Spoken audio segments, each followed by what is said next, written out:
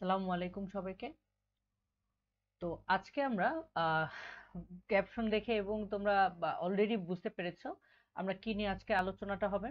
তবে ঢাকা ভার্সিটির এই মাত্র আজকে যে পরীক্ষাটা হলো, ডিউ এ ইউনিটের যে সায়েন্স গ্রুপের যে শিক্ষার্থীদের পরীক্ষা, সেই ব্যাপারগুলো নিয়ে আমরা একটু কথা বলবো।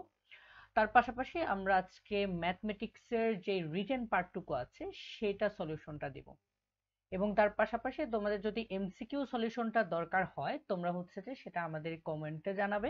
আমরা সেটা ইনশাল্লাহ চেষ্টা করব তোমাদেরকে বেশ ভালোভাবে ওই জিনিসগুলো উপস্থাপন করার জন্য। আর যারা পরীক্ষা দিয়েছো তাদের সবার জন্য শুভকামনা, আশা করি সবাই বেশ ভালো কিছু একটা করব। আর যারা আপকামিং পরীক্ষার্থী তাদের জন্য শুভকামনা, তারা বেশ ভালোভাবে প্রিপারেশন নাও যাতে তোমরা এই কম্পিটিটিভ জায়গাগুলোতে নিজেদের একটা ভালো একটা বেস্ট একটা রেজাল্ট বা আউটপুট দেওয়ার চেষ্টা করতে পারো। কি হবে না হবে এটা অনেক ফ্যাক্টরের উপরে ডিপেন্ড করে, তবে তোমরা চেষ্টা করবে বেশ ভালো কিছু করার। যাই হোক, আর কথা না বাড়িয়ে আমরা শুরু করে দিই। আমাদের ঢাকা ভার্সিটির ক ইউনিটের ম্যাথের রিটেন পোর্শনের আমরা আলোচনা করব। আর তারপর হচ্ছে আমার পরিচয়টুকু আমি দিয়ে রাখি, এই যে আমার পরিচয় তোমরা স্ক্রিনে দেখতে পাচ্ছ। আমি আর কথা না বলে আমি আমাদের ওই রিটেন অংশটুকু সলিউশনে চলে যাব। সেখানে 4টা কোশ্চেন আছে, 4টা কোশ্চেনই আমরা আলোচনা করব আর কি।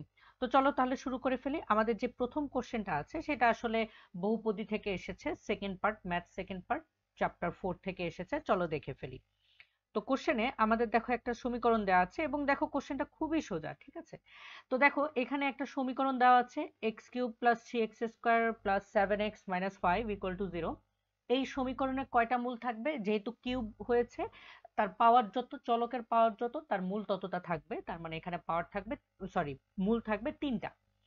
তো এই 3টা মূলের মধ্যে তোমার একটা মূল দেওয়া আছে কি 1 + 2i।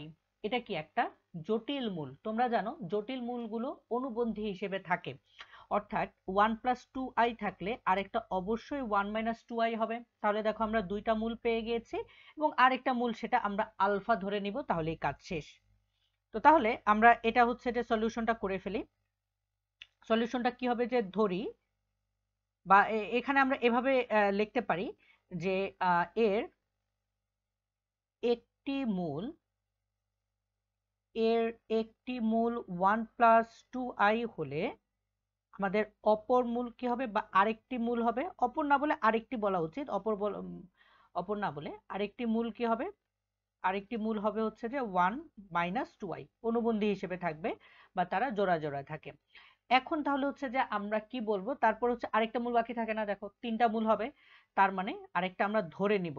ধরি আরেকটি মূল কত, ধরি আমাদের আরেকটি মূল সেটা হচ্ছে আলফা, আরেকটি মূল হচ্ছে এটা আলফা। তাহলে শেষ। এখন আসি আমরা কি জানি, আমরা জানি হচ্ছে যে কোনো একটা ত্রিঘাত সমীকরণ যদি হয় তাহলে তাদের মূলত্রয়ের যোগফল কি হয়, এক্স স্কোয়ারের সহগের মান। তাহলে এখানে অর্থাৎ আমরা ডাইরেক্ট এখান থেকে দেখো বলে দিতে পারি যে কি 1 + 2i, আরেকটা মূল কি 1 - 2i, আর তৃতীয় মূলটা হচ্ছে আলফা। এদের সবগুলার মানের যোগফল হবে কত, 3। এখান থেকে দেখো আমরা আলফাটাও বের করতে পেরে যাই। তো খুবই সোজা, দেখো 2i কাটাকাটি যায়, কত থাকে, আলফা প্লাস 2 মানে হচ্ছে রে 3, ওইটাকে ওই পাশে নিয়ে যাও, তাহলে কত হয়, 3 - 2 মানে 1, তার মানে আলফার মান 1।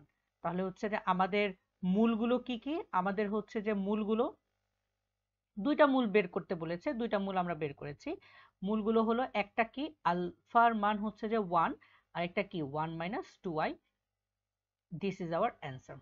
তাহলে এটা আমাদের হয়ে গেল। তো তাহলে আমাদের কোশ্চেন 1 শেষ। এখন হচ্ছে যে 2 নাম্বার কোশ্চেনে আসি। তো 2 নাম্বার থেকে কোশ্চেন 1টা খুবই সোজা ছিল, খুবই ছোট ছিল আর কি। আর কোশ্চেন 2 থেকে হচ্ছে যে একটু বড় ব্যাপার আছে। কোশ্চেন 2 আর কোশ্চেন 4টা একটু বড়, আর বাকি দুইটা হচ্ছে একদম ছোট। তাহলে শুরু করি। এটা দিয়েছে হচ্ছে যে আমাদের ক্যালকুলাস থেকে, ক্যালকুলাসের ইন্টিগ্রেশনের আমাদের ক্ষেত্রফল বের করার ওই অংশ থেকে আর কি। তো এখানে আর কি যে প্রথমে আমাদের গ্রাফগুলো আঁকতে হবে। তো প্রথমে আমি গ্রাফটা এঁকে ফেলি। গ্রাফটা আঁকতে হলে আমাকে কি করতে হবে, এগুলো হচ্ছে যে এই ব্যাপারগুলো যে তোমরা আঁকবা এগুলো হচ্ছে যে জাস্ট ফ্রি হ্যান্ডে এঁকে দিলেই হবে, ঠিক আছে? ফ্রি হ্যান্ডে এঁকে দিলে হবে। তো আমি জাস্ট হচ্ছে এখানে একটু তোমাদের বোঝানোর জন্য আমরা একটু কাজ করে করি, ঠিক আছে? এটাকে আরেকটু আমরা গাঢ় করে দেই এবং এইটাকে এই শেপটাকে আমি ব্ল্যাক কালার করে দিচ্ছি। আচ্ছা, ওকে ফাইন। আচ্ছা, তো এখন ক্যালকুলাসে যে ক্ষেত্রফল বের করার যে ব্যাপারটুকু সেগুলার এখানে এসেছে। ওকে ফাইন, তো চলো দেখে ফেলি আমরা হচ্ছে যে এটা কিভাবে সলভ করব আর কি। আচ্ছা, তো এটা পারার জন্য আমাদের কি করতে হবে, আমাদের গ্রাফগুলো সম্পর্কে বেশ ভালো একটা আইডিয়া থাকতে হবে, ঠিক আছে? গ্রাফগুলো সম্পর্কে তো আমরা পরাবৃত্তের গ্রাফ তো চিনি, তাই না? হ্যাঁ, সবাই আমরা পরাবৃত্তের গ্রাফ চিনি। এখানে আমি পরাবৃত্ত আঁকার মতো নেসেসারি আনফরচুনেটলি কিছু পাইনি, তো আমার একটু ফ্রি হ্যান্ডই ড্র করতে হবে। তো গ্রাফগুলোকে তোমরা ইয়া করে নিবে, লেভেল আপ করে নিবে, ঠিক আছে? এক্স ও এক্স প্রাইম, ওয়াই ও ওয়াই প্রাইম, এটা তোমরা করে নিবে। যাই হোক, তো এটুকু করে নিলাম, ভালো কথা। আচ্ছা, ওয়াই প্রাইমটা আমার মাথার নিচে এসেছে। আচ্ছা, যাই হোক, তো হ্যাঁ, তো আই হোপ যে দেখতে পারা যাবে আর কি, দেখতে পারা যাচ্ছে, কোনো সমস্যা হচ্ছে না। আচ্ছা, ওকে, নাও নাও, গুড টু গো, ঠিক আছে। এতক্ষণ এই অংশটুকু অনেক কাটা পড়ে গিয়েছিল। যাই হোক, তো যেখানে ছিলাম দেখো, এখানে আমরা প্রথমে কি করব, প্রথমে হচ্ছে গ্রাফগুলো আমাদের রাখতে হবে। আমাদের y equal to x square এবং x equal to y square, এটার গ্রাফগুলো পাঠতে হবে। y equal to x square, এটার গ্রাফ হচ্ছে যে আমি দুইটা বিভিন্ন কালার দিয়ে দেখাই, যাতে হচ্ছে যে তোমরা দুইটা আলাদা এটা হচ্ছে যে বুঝতে পারো। এই যে আমি এই কালার দিয়ে দেখাচ্ছি, এটা হচ্ছে যে y ইকুয়াল টু আমাদের এক্স স্কোয়ার, এই বক্ররেখাটার গ্রাফ। তারপর আরেকটা হচ্ছে যে আমি ওই ব্ল্যাক দিয়ে দেখাই, সেটা হচ্ছে যে এই যে এটা,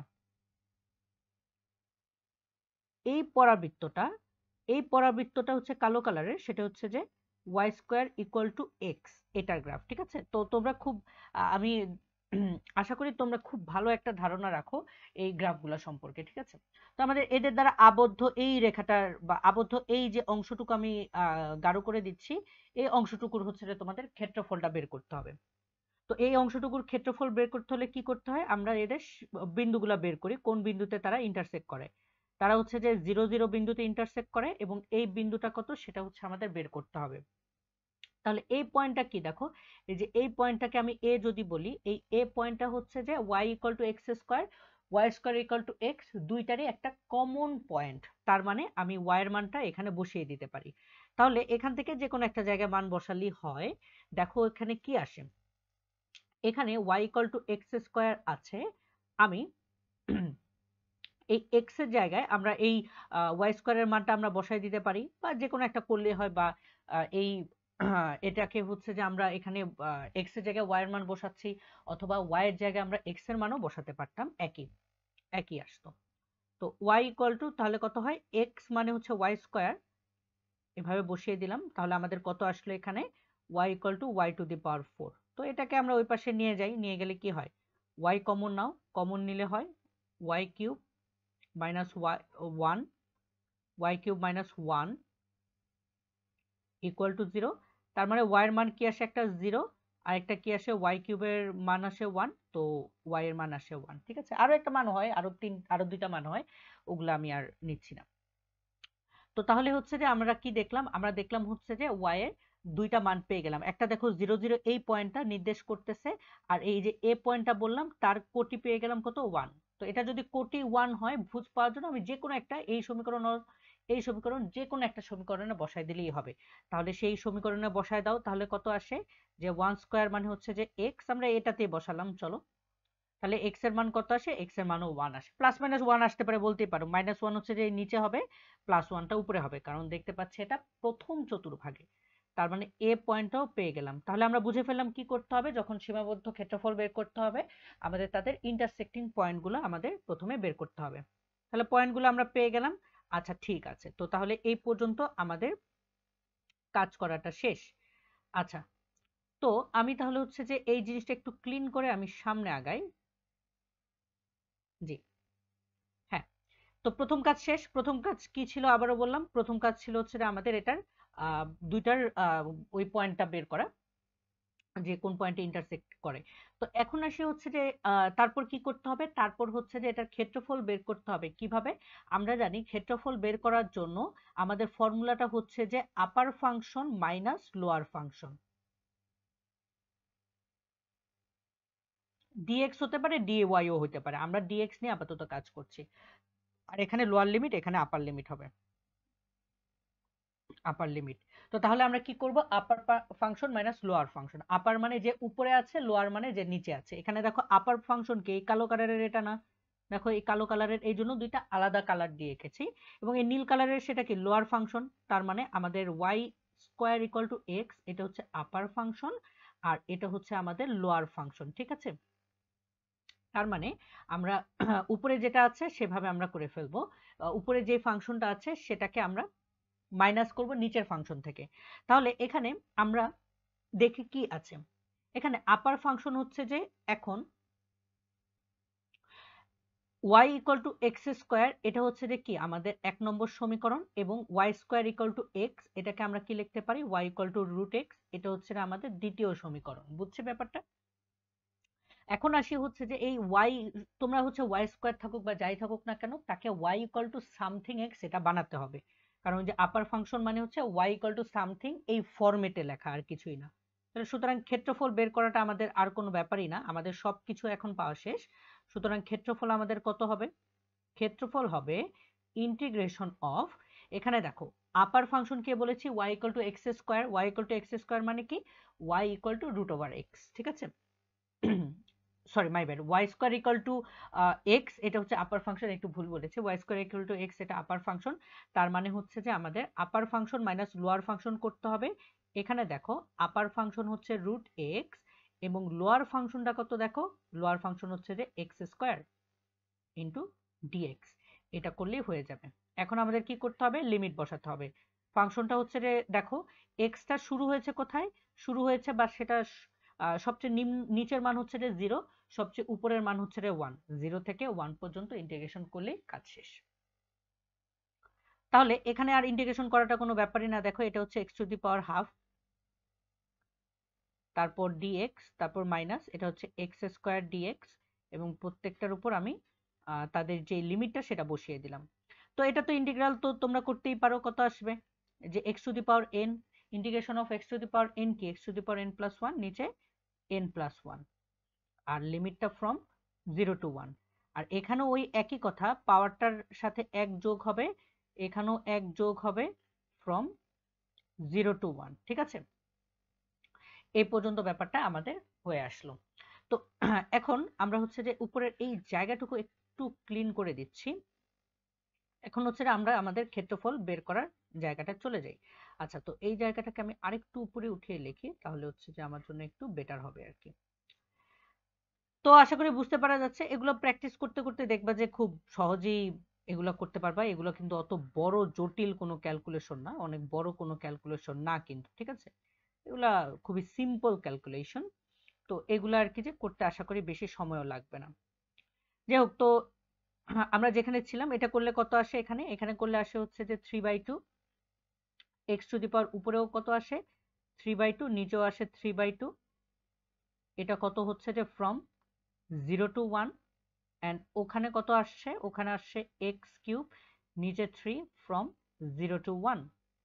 এখন মানটা বসাই দিলে কেবল হয়, এটাকে ওই পাশে নিয়ে যাও, কত হয় 2/3 into x to the power 3/2 from 0 to 1, আর এখানে 1/3 বাইরে নিয়ে আসো, আর কি থাকছে এক্স কিউব ফ্রম 0 টু 1, শেষ। এইটুকু করে ফেলি, এখন আমাদের হচ্ছে যে কাজ শেষ। এখন এটা জাস্ট তোমরা যদি জাস্ট নর্মাল খেয়াল করো বা চিন্তা করো, এটা অত বড় জটিল কোনো ক্যালকুলেশন না, কারণ 1 দিয়ে আছে তো এই জন্য। দেখো যে ক্যালকুলেটর ছাড়াই, দেখো ক্যালকুলেটর ছাড়াই আমাদের এটা কত সহজেই আমরা এটার ব্যাপারটা মানটা বের করতে পারতেছি।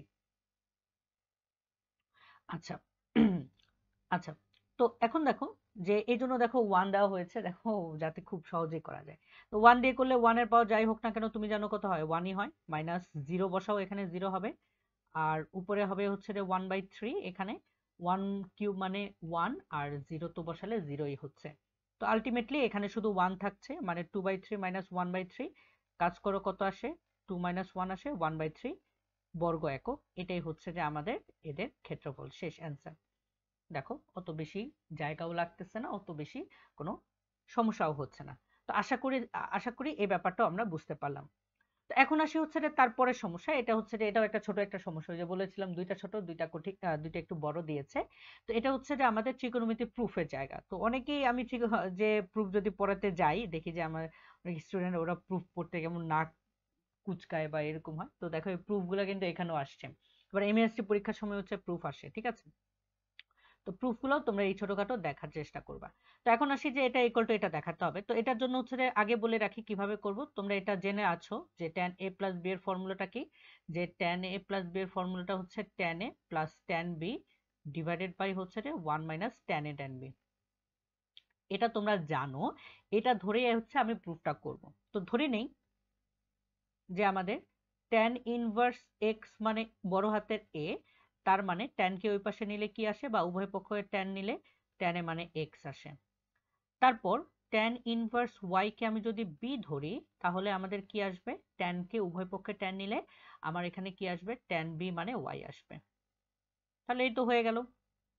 তো এখন এখন যদি আমরা দেখি কি আছে, যে tan a প্লাস b এর ফর্মুলাটা যদি অ্যাপ্লাই করি সেটা কি, সেটাই যে পাশে তো লেখাই আছে, ওই ফর্মুলাটা জাস্ট অ্যাপ্লাই করো তাহলে হয়ে যাবে। জাস্ট এটা কিছুই না, একেবারে ছোট্ট একটা ব্যাপার। ফর্মুলাটা কি, tan a plus tan b divided by 1 minus tan a tan b। তো এখন দেখো আমরা a প্লাস b কত বলতে পারি, a প্লাস b মানে হচ্ছে এটা tan ইনভার্স এই পুরো ব্যাপারটা, যে tan a plus tan b divided by 1 minus tan a tan b, এই পুরো ব্যাপারটাই আসলে বোঝায় আর কি। তো এখনই প্রুফটা শেষ। দেখো জাস্ট তোমরা দেখে দেখে মান বসাও। a মানে কত ছিল, tan ইনভার্স x, হয়েছে? হয়েছে। b মানে কত, b মানে হচ্ছে যে দেখো tan inverse y, tan inverse y বসিয়ে দিলাম। তারপর এখানে কি আসে, tan ইনভার্স, এখানে আসছে হচ্ছে যে tan ইনভার্স। ওকে ফাইন, ভালো কথা। আর ওখানে দেখো কি আছে, tan a, tan a মানে কি দেখো x, প্লাস tan b মানে কি, tan b মানে y, দেখো সব মান দেখে দেখে বসাচ্ছি। আর 1 মাইনাস tan a মানে x, tan b মানে y। দেখো হচ্ছে আমাদের পুরো হুবহু এই ম্যাথটার বা এই যেটা জানতে চেয়েছে সেটা প্রুফ এসে পড়লো। এটাই হচ্ছে আমাদের প্রুফ, শেষ। দেখো এটা কয়েক লাইনের ম্যাথস, এন্ড এটা করতে দেখো যে অত বেশি ঝামেলাও নেই, অত বেশি সময়ও খরচ হচ্ছে না। আচ্ছা, তো আমাদের শেষ সমস্যাটা দেখি। তো শেষ সমস্যাটা কি, শেষ সমস্যাটা হচ্ছে আমাদের যোগাশ্রী প্রোগ্রামের সেকেন্ড পার্ট চ্যাপ্টার 2 এর। তো এখানে দেখি আমরা কিভাবে এই ব্যাপারটুকু সলভ করব আর কি, y and y প্রাইম। তো প্রথমে আমরা এখানে কিছু, আমরা তো জানি যোগাশ্রী প্রোগ্রাম কিভাবে সলভ করতে হয়, যে কিছু সরলরেখার সমীকরণ দেওয়া থাকবে, এটাকে ইকুয়াল ধরে আমরা সরলরেখাগুলোকে লিখবো আর কি। তো এখানে কি আছে, যে 5x1 plus 10x2 equal to 50। তো এইটাকে দেখো হচ্ছে যে আমরা যদি 50 দ্বারা উভয় পক্ষকে ভাগ করি তাহলে আমাদের এরকম একটা ব্যাপার চলে আসে, 10x2/50 ইকুয়াল টু 1। তাহলে এখানে কাটাকাটি করলে কত আসে, x1/10 plus x2/5 equal to 1। তো আমরা তো জানি এই সরলরেখার সমীকরণের অনুযায়ী এটা কত বিন্দুতে ছেদ করবে, এটা ছেদ করবে হচ্ছে যে আমাদের 10,0 বিন্দুতে, আর এখানে ছেদ করবে আমাদের 0,5 বিন্দুতে। x/a plus y/b equal to 1, ওই ফরম্যাটে এটা হয়ে যাবে আর কি। সেকেন্ড যে সমীকরণটা, এখন হচ্ছে যে হ্যাঁ এটার জন্য হচ্ছে আমরা ধরো এই সরলরেখাটা আমরা চিন্তা করলাম। এই প্রথমটার জন্য ধরো এটাকে আমি 1 নম্বর দিয়ে বসিয়ে দিলাম আর কি। তো 2 নম্বর যেই সমীকরণটা আছে সেটা দেখো x1 প্লাস x2, সেকেন্ড যে ইকুয়েশনটা x1 প্লাস x2 এটার ভ্যালু হচ্ছে 1। তার মানে এখানেও দেখা হচ্ছে যে আমরা কি বলতে পারি, x1/1 plus x2/1 equal to 1। তার মানে এখানেও আমরা হচ্ছে আরেকটা সমীকরণ দিতে পারি আর কি সরল রেখার, এবং সেটা কত হবে দেখো 1,0, আরেকটা হবে 0,1। এটা হবে 1,0 আর এটা হবে হচ্ছে যে এই পয়েন্টটা কত 0,1, আর এটা তো হচ্ছে মূল বিন্দু ও যেটা হচ্ছে 0,0। আর আরেকটা দেখো সরলরেখা কি x2 equal to 4, x2 equal to 4 হচ্ছে যে ধরো এই যে এটাকে আমি যদি এটাকে 5 বলি এটাকে 4 বলি, x2 ইকুয়াল টু 4, এই যে x2 ইকুয়াল টু 4 হচ্ছে যে এই যে এই ধরনের একটা সরলরেখা চিন্তা করো, এই যে এটা, ঠিক আছে? এটা হচ্ছে যে আমরা x2 ইকুয়াল টু 4 এই হিসেবে হচ্ছে মোটামুটি ভাবে আমরা চিন্তাটা করি। আচ্ছা, তো এখন আসি যে এখানে x2 ইকুয়াল টু 4 ধরলাম। এখন হচ্ছে আমাদের কি করতে হবে, যে যেই পয়েন্টগুলো এখানে রিজন আছে এই রিজনের এরিয়াটুকু বের করতে হবে। এই যে এরিয়া না, আসলে এই রিজনের মধ্যে হচ্ছে যে আমাদের কৌণিক যে বিন্দুগুলো আছে সেগুলো নিতে হবে। একটা কি দেখো 5 0,5। আচ্ছা, এখানে একটু ব্যাপার আছে, সেটা হচ্ছে যদি খেয়াল করো, আমরা এটা ডাইরেকশন দিতে হবে যে কোন দিকে। এই যে ভিতরের এই জায়গাটুকু চিহ্নিত করলাম, এটা আসলে কিভাবে আসলো, যে x1 এবং x2 এর জায়গায় 0 0 বসাও, সেটা কি আমাদের মূল বিন্দুর দিকেই নির্দেশ করে, এই জন্য এই সরলরেখার দিকটা হচ্ছে এই দিকে।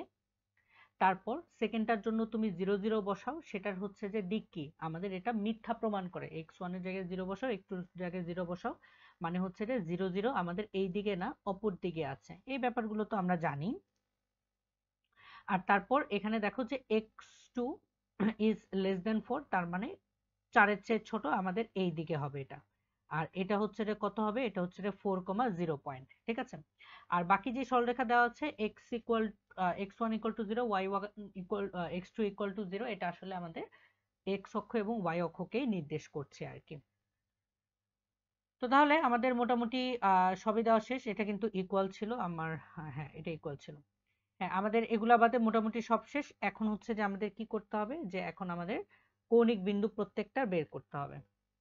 তো চলো বের করি। এটা হচ্ছে যে 0,5, এটা হচ্ছে যে কি আমাদের 1,0, এটাও হচ্ছে যে আমাদের 1,0, এই পয়েন্টটা হচ্ছে 0,1, এটা হচ্ছে 4,0, আমাদের এই বিন্দুটা বাকি আছে, এই বিন্দুটা বের করতে পারলেই হয়ে গেল।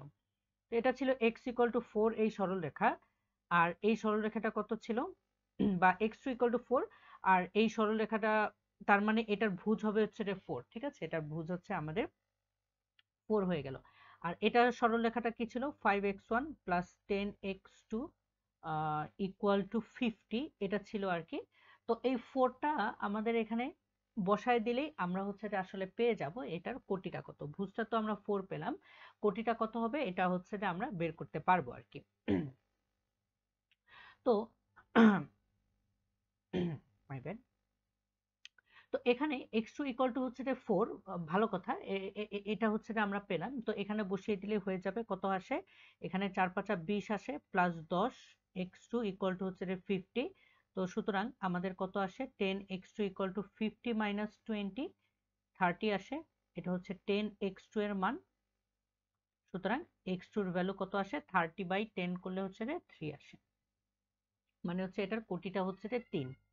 আচ্ছা, তো কোটিটা আসলে হচ্ছে যে 3, ভালো কথা। এখন হচ্ছে যে আমাদের এদের বাকি যে সলভ গুলো সেগুলো করে ফেলে আমাদের হয়ে যাবে।